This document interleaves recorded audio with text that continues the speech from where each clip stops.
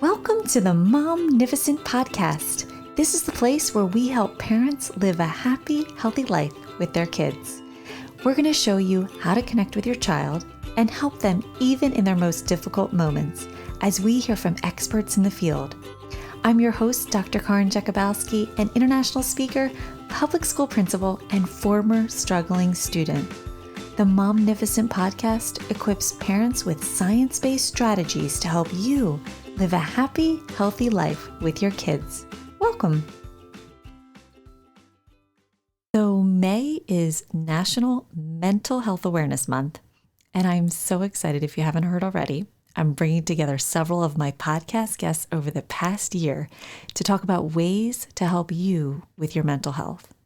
It all starts next Saturday at 9:30 a.m. You can jump on for one or all sessions. Just stick your earbud in and join us. It's free. When I've mentioned this summit to friends in the past week, everyone is saying, that is so what I need right now. One of my friends even said, I could use this mental health summit now dealing with some of my family. So click the link below, save your seat, it's free, and think of one person you know who could use this and share it with them today. My guest on our show here now is William Meyer, and he will be joining us next Saturday to launch our summit with a guided meditation. I cannot wait. William came on to one of my mindfulness lessons that I'm doing with kids after school on Zoom, and it was just, it was so awesome. I think you're going to really enjoy William leading us in our guided meditation. So click the link below, sign up, show up. Starts at 9:30 next Saturday, Eastern Standard Time. Come for one or all sessions. Put your earbud in. If you're shopping, if you're doing housework, I know what it's like. I do the same thing. I guarantee you will walk away with at least one thing that will help you in your own mental health. So give this as a gift to yourself. See you there. Bill Meyer is the author of 2 adventure chapter books for kids. He's also written a picture book for kids that leads them through a guided meditation on breathing. The book is called Big Breath. He also published a guide for meditation in the classroom called 3 Breaths and Begin. He holds degrees from Dartmouth, Harvard, and a PhD from NYU in education. Bill, welcome to Momnificent. Thank you. I'm so excited to be here. Oh, I'm so excited and thrilled to have you here because, like I told you on the pre-call, I read your book, Big Breath, to a kindergarten class this week, and I told them, he just wrote another book, and I can't wait to come in, and I'm going to talk to him tonight, and they were just like, whoa! So, Bill, where are you enjoying Momnificent from today? Oh, I'm actually in Westchester, New York, and actually I'm at my in-laws so that my children, who are 5 and 2, can get to sleep quietly and without listening to me in the background. You can tell my voice is a little deep, so it has this tendency to sort of vibrate through the whole house. So hopefully this will work out well. I'm excited to connect, though. You are the best. Thank you so much for joining me on this call. So I love this question. What's one thing you've done recently that you may or may not have done in a while that just brings you joy? Yeah, that's a great question. I think for me, I actually, as soon as you said that, I was thinking about nature, just getting outside, which is not intentional to connect to the most recent book, although it is about nature. But I love getting outside. It's always hard in the Northeast in the winter. So we had a good snowstorm last week, and I got to go out sledding with my kids. And as I'm thinking about this, I'm realizing how much I enjoy just hills and mountains and being out in the woods with trees and honestly sledding in the woods and connecting with my kids. It's like a great way of doing all those things. Yeah, and more, and I can just see the difference within my own kids. It's like a sensory reset that occurs when we get outside, and I think probably a lot of parents feel that way as well. There's something about nature, and they talk about sort of the deficit of nature within a lot of kids and their experience. There's something about getting outside and connecting to nature that just sort of resets us, all of us, And yeah, I really felt that. So that was pretty cool. It's one of the highlights of having kids is being able to go sledding again. Have It's those creepy if you're fun yeah, yeah. times. It's not good to go sledding by yourself, when you're in your 30s, but it's okay when you have kids. So Yeah. I really enjoy it. So that's something just to get outside is great. And as adults, we work so hard and like we have to plan for the fun times and kids like have fun a lot of the time. And I think one time they said like kids laugh like 300 times in a day and adult laughs like five. Like, hello, like you need to deep belly laugh. And it does feel so good when you finally do it. So, and at our school, we have an outdoor classroom. And so the teachers can sign up and rotate and take the kids outside for a lesson, activity, what have you. And I was thinking about it one day with how when you take kids outside the four walls, when they raise their voices just a little bit in fun or laughter or talking, like it's not loud. It's okay. And but inside the building, in the four walls in the classroom, what do we use? Like use your level one voice and everything's so, they have to really, really control and like keep things in. And I just had that pure thought of like when they're outside, they're just it's okay. They can kind of just like be them and the whole world around them like just absorbs it and it's okay. And it kind of like, I don't know, frees them up a little bit or gives them that, like you said, like outside and then they come back in and they just kind of like can then sit down and like focus on their work or whatever. But it's just interesting stepping I out always in had nature. this vision, this dream, because I was a teacher in a classroom for about 15 years of just reversing the class. Like I had these beautiful windows, and I thought, you know what? We should just be like looking out these windows. Like I should be writing on these windows with Sharpies or something. Like, why are these students staring at a wall? And sort of building on what you said, so much research is showing like if you are just gazing at a wall and can see 20 feet, like it just opens your mind, and this idea of just expansion and creativity and curiosity when a student's like daydreaming out the window, they're actually, this is like contemplation, they're in deep thought, but we've moved so far away from that and we're so afraid of it, I guess, almost. But Mhm. the idea of them actually being outside in a classroom is really powerful. My son actually, he attended a forest preschool, and in part, we did that because Yes. of COVID. But honestly, after a month, it would, put the pandemic aside, it was the best decision we ever made. And That is all the issues, amazing. concerns we had when he was 3 in preschool inside, everything changed. Everything changed, and it was really inspiring. And just as a educator myself, it's like hard because I see sort of the structure and rigidity of education, and I think like it's a real deficit and default and a disservice to our kids. Mhm. And actually, in just connecting to the mindfulness meditation, maybe I'm getting ahead here. That Sorry, that's go for it. I that's love it. it's a way. It's like, I often think the outer world is a reflection of the inner world. So it's like this way when we take kids into meditative states or within themselves or drop them in, it's like you're able to then go into that expansive place, even though they're sitting within a classroom Ah, or behind a desk. And that in some ways like almost a little bit of salvation in the midst of all the brick walls and stuff. So actually, as you described that classroom, I'm like, wow, how cool would it be to also meditate outside in that classroom, right? Like, right? the I sounds love and the meditating animals and the outside. birds, so powerful. And I just learned recently that if when you're outside, you're automatically in like a full peripheral. So all of your senses are open naturally because of just the expansion of being outdoors. So inside, I taught this to a fourth grade class a couple weeks ago to actually have your mind be able to absorb all the information your teacher is teaching you or they're writing on the board.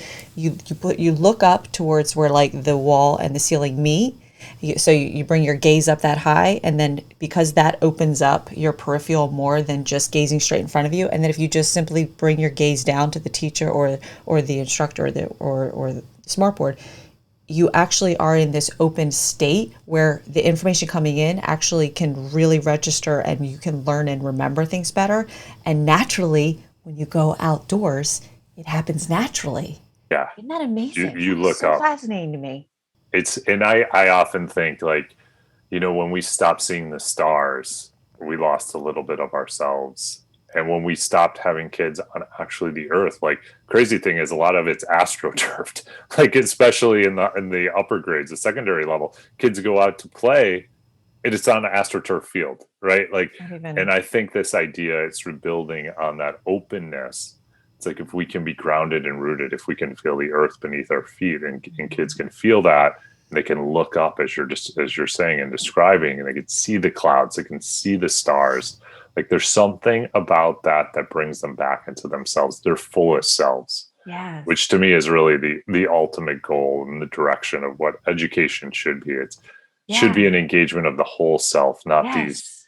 compartments that we've Which, identified or valued. yes, and also to foster creativity, which we're losing more of a, and thinking on your own, exploring, questioning, finding information about things that interest you because you've asked a question, or you've looked Yes. and explored something long enough that you want to find out more about it. Like, oh, all of that is just really, and then if you think of being outside in that expansive visual sort of state, and then now it made me think of what have we done more of, gone to like the Chromebook, like that's even more focused, our phone, that's even a more focused lens, like there's something to be said about being able to like see and be aware in that peripheral. Anyway. Absolutely, right? Like, we follow the So, body in many ways. And you're right, everything's narrowed. So much is yes. narrowed in education. Like, as we And you look don't think down, of we look it inward. till you kind of like walk through that like we just did. So, Bill, maybe you can take my listeners and I through like a brief little journey. Like, I know you got into mindfulness meditation at an early age, and then some kids in high school found out that you kind of were into that, and they kind of asked you like if you could do. Oh, it was a research project, right? That's right. Okay, so walk us through that because I think that's such a fascinating story. So I don't know how, but probably when I was like 12 or 13, I got into meditation, and I think I was having trouble sleeping. And I found a book in the library, decided to try it on my own. I think I sat down, had a candle in my bedroom, put my dad's like Yanni CD on or something. I swear I can like remember the song, put it on, fell right to sleep. Like, and this happened multiple times. And then my uncle found out that I was trying to meditate, and he decided to take me to meet one of his friends who was a Buddhist monk in Detroit.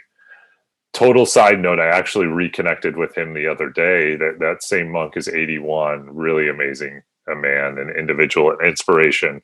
But I remember, I won't go into the details of that first encounter, but what I will say is I remember the feeling that I got being with this person and thinking, this is a feeling I want to embody myself. Wow. And that was really like my introduction to meditation. Like, that seemed to me the bridge between where I was at and what this person was resonating, embodying. Like, that's what I wanted. A sense of peace, a sense of wisdom, insight, knowing, and really just like comfortable being in themselves in a way that I hadn't experienced with someone before. So yeah, my meditation journey between then and actually teaching like ebbed and flowed. But what was interesting as I got into the classroom, I found myself drawn back into meditation for a whole host of reasons. I think the biggest one was, it just like the days I meditated, things just flowed better. And by chance, a group of students got wind of meditation. Probably, I was a history teacher, and I was probably talking about Eastern religions and going off. And so they invited me to be part of this science experiment, which we did. It was like 6 weeks, 8 weeks. And then at the end, they're like, "You want to keep doing this?" I'm like, "Sure." And so we started meeting at lunch.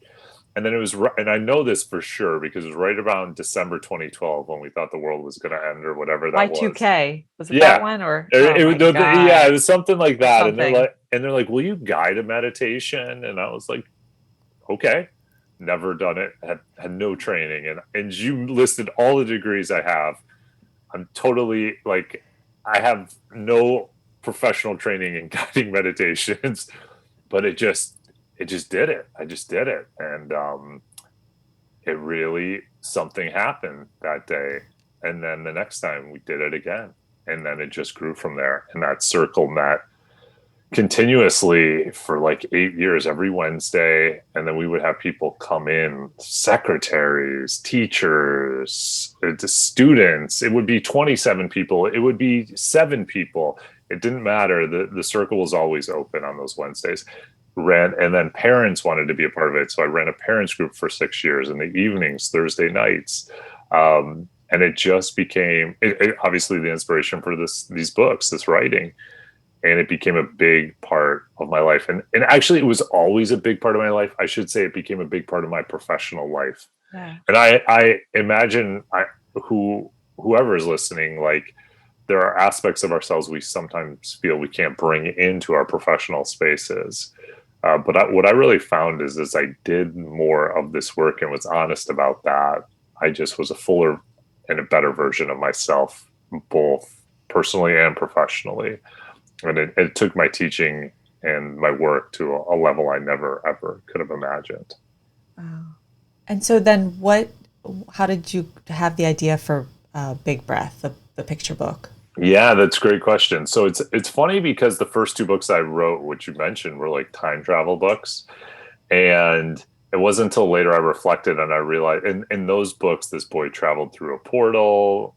And when I was reflecting back on Big Breath and Healing Breath, I was like, whoa, the breath is the portal. Like, we have the access to go to these places within ourselves. Like we literally can sort of move across time and space when we go into these meditative states, these guided meditations.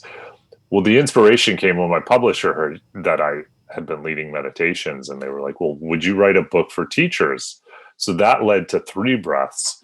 And at the end of those chapters, we had these like micro meditations, guided meditations. And they said, why don't you take one of those and we'll like unfold it into a book? And that is where Big Breath came out of. And then eventually Healing Breath. And, we'll see where it goes from here. I love it. And your manual or guide to mindfulness in the classrooms through that title, but the name of the Three breaths. Yeah, I mean, right? you can see there's not a lot of originality.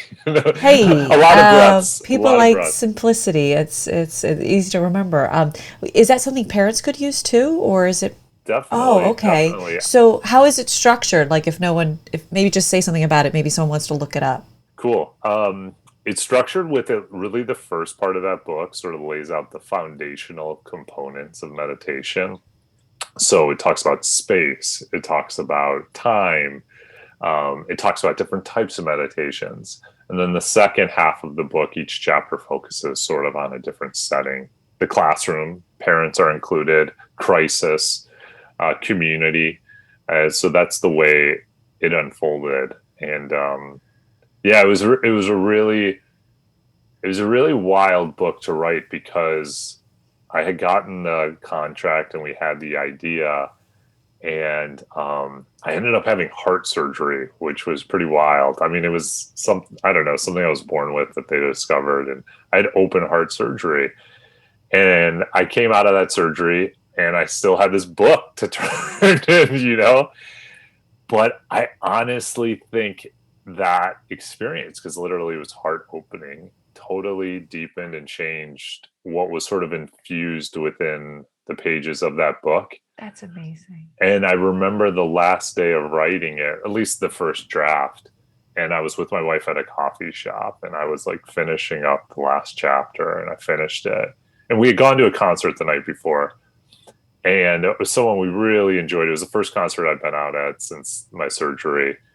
And I go outside. I was like, had this strong feeling I need to just go for a walk. And I went outside and there was the musician like walking down the street. It was like this really, and I met him and we talked, and then I introduced him to my wife, and it was like all of these things sort of aligned. And I really did feel like 3 breaths had that alignment. And I think actually going back to the title, and I think this is true for a parent or a teacher, 3 breaths is a meditation. Like 3 simple breaths is a full meditation. And that's important to remember. Sometimes we overcomplicate things. We talk, you just mentioned that, right? Like we've got to keep it simple. And I think and I was just talking to a group of seventh graders today about intentions and intentions for the year. We were talking about the year and why people aren't able to, essentially keep their resolutions or their Yes. goals. So And true. it's like, keep it simple, like keep it simple and keep it small, and Yeah. then it will build. And I Yeah. think that's true of writing. If there's a story you feel you have to share, I think it's true of starting meditations in the classroom or your own personal practice. Like, don't start with 20 minutes, start with 2 minutes, and then it just builds from there. And yeah, that's really the portal into these, like, our potential and these things we hope to embody. So, why do you think it's so important to teach our kids about mindfulness and meditation? Yeah, I think, and this is important. I obviously embody this. I've been in this practice, but I really think, and there's a distinction. This is the doorway to something deeper. It's not the end game, but I think it offers a path to, like, a whole world that we aren't accessing. So I of course I advocate it because you know all the benefits. They're well published. Anxiety reduces anxiety, helps with sleep, behavior, focus, all that stuff. But what I've always seen is the most powerful. It is that heart opening. I mean, I've seen students share things they never would share. I've seen and felt a connection in a class that I haven't felt with people who are some of my closest friends. And I've also seen students tap into sense of knowing, uh, that they otherwise, I just don't know where that would exist. So I think all of the things that sort of circulate that we hear so much about the benefits are actually just the tip of the iceberg.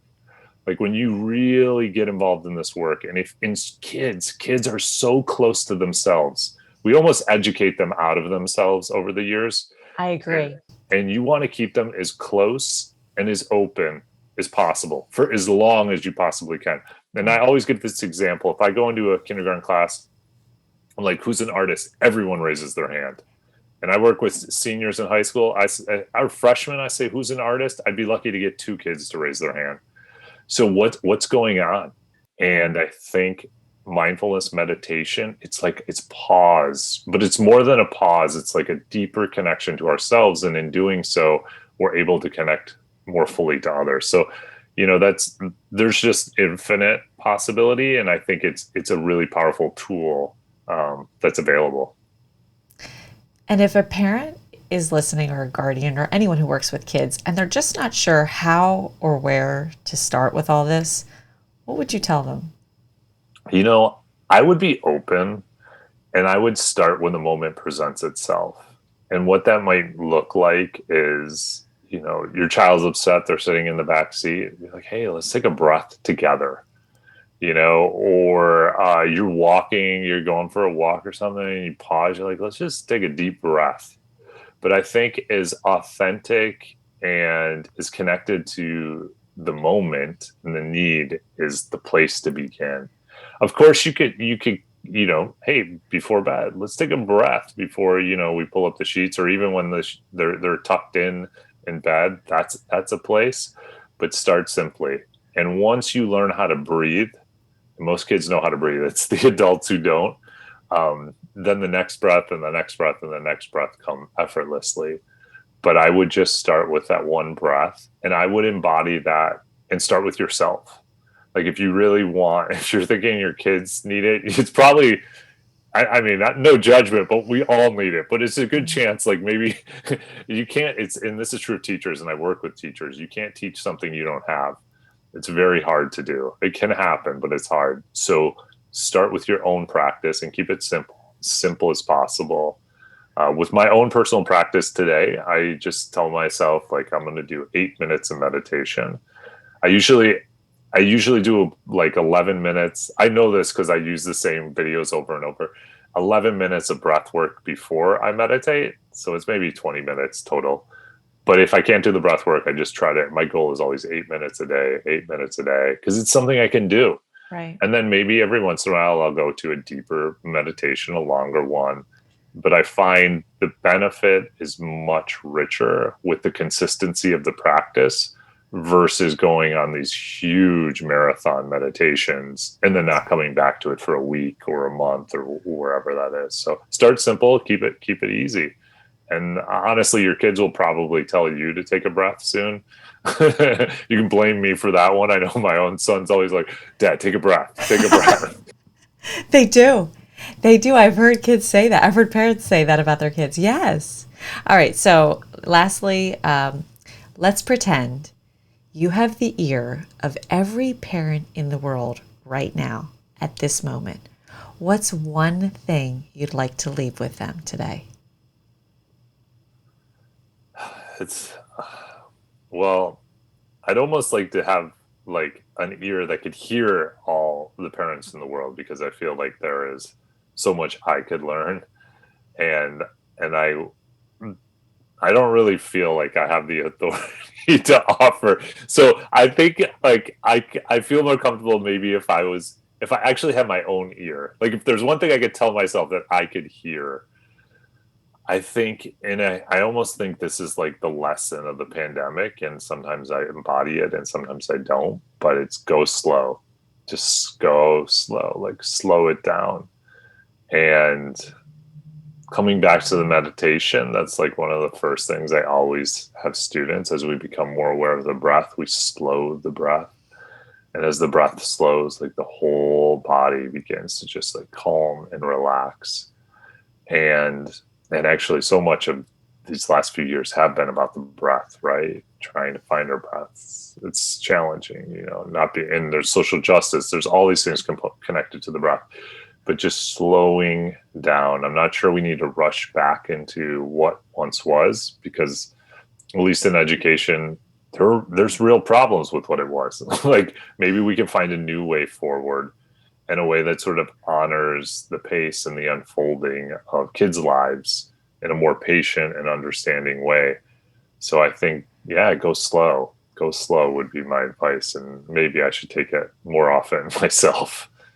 It's funny because the other day my husband was like, "You just came home from work and you're like going crazy, like," and he doesn't live in my world, So then I bring my world to him, and he's like, got just kind of opening my eyes to just seeing it from his perspective, because he hasn't been in all day, he hasn't connected with it like I've lived it in the drama of all that's going on, and I literally was like, I just need to slow down.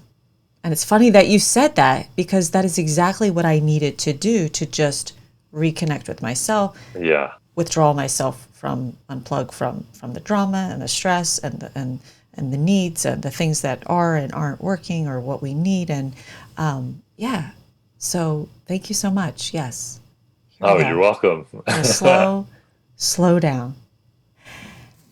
So I would like to ask you to read your new picture book, Healing Breath, that was just published November 2021. Congratulations, by the way. Thank you. And what led you to write this book? How is this different than Big Breath, and what led you to what inspired you, and why is this book so important right now? Yeah. Big breath is really like a guided meditation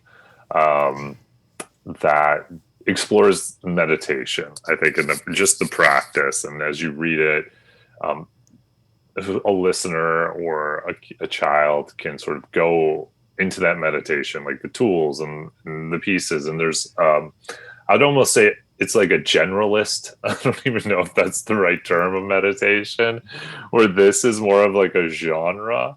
And I think, well, the big reason that inspired me, and this definitely connects to the pandemic, is it was like, I don't know, about a month or two after we had been in lockdown, my son was just really struggling with Zoom. And, I think we just had a like challenging afternoon trying to get him to nap and all that stuff. He was maybe 4 years old. I thought, I just got to get him outside. And this actually loops back to the sledding comment. And I took him outside and we went for a hike. So like after 30 minutes, this was a different kid. Like all of a sudden he was curious. He was like just like totally different. And we just started going out. And that was like the only thing we could do. I mean, and that was part of it. It was the only safe thing. At that time, no one knew what. You just knew stay away from others. Yeah. And we must have gone on every hike in the lower Hudson Valley. And the crazier the hike, the more excited he was and the better it was. And I thought, oh my God, how did I not see this connection between nature and meditation and ourselves and kids? And, I reached out. I actually, the meditation just came out. It was like pretty effortless. And I wrote it down and then I shared it with my publisher and my agent and then my illustrator. And yeah, it just came together. And I think there is a lot of anxiety amongst kids around the planet. But there's also a lot of power in healing and connecting to the planet. So just as we were saying earlier, it's like, let's keep kids connected to themselves. Let's also keep them connected to this natural world. And I think that's the inspiration. I love it. Absolutely love it. Well, that's all we've got for this episode of the Momnificent podcast. If you enjoyed this episode, I would be honored if you would subscribe and rate if you really liked it. I know wherever you're listening right now, it might not be the best time to leave a comment, but feel free to leave a question, a review, or a comment at any time. And until next time, remember, don't worry, be happy.